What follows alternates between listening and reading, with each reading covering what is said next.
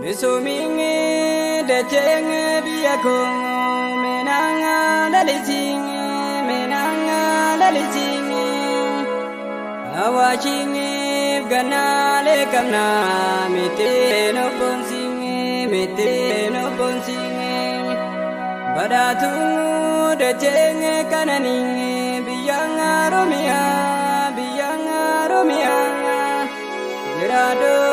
yomu laleje biyanga datiyang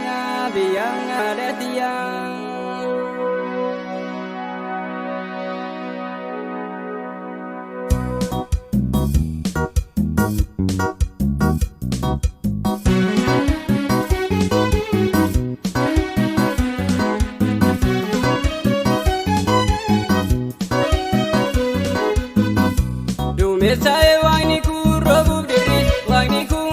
dirisa arobu karom ni kananida dilensi biya kolkoloda biya kenyanu abida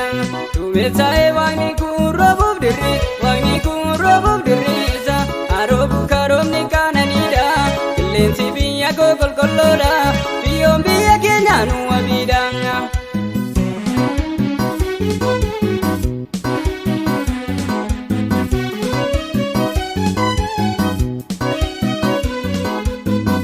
Naganan jenum Oromia misoma fakanu Oromia misom tu Oromia tokumana kanu Oromia bela bale suda Oromia munduma wajanu Oromia jalisi jalimne ma wajanu badiya daburil manama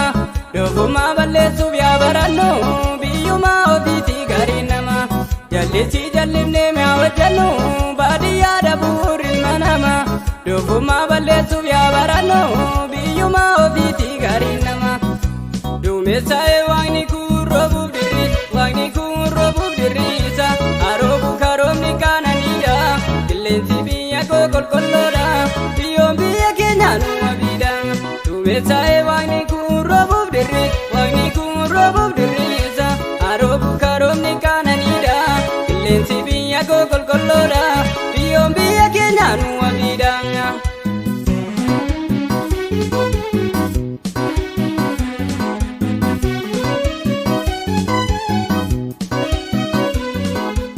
Dachen Oromia munda bikilchiti Oromia bijim Oromia malbudam bekamti Oromia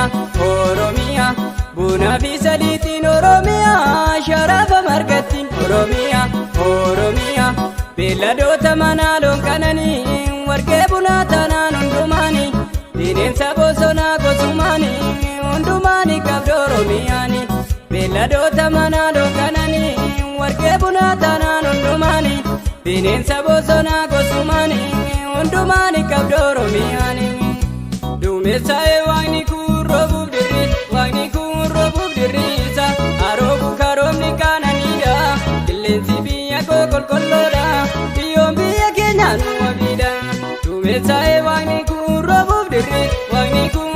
dirisa arobu karom ni kananida dilensi biya kolkoloda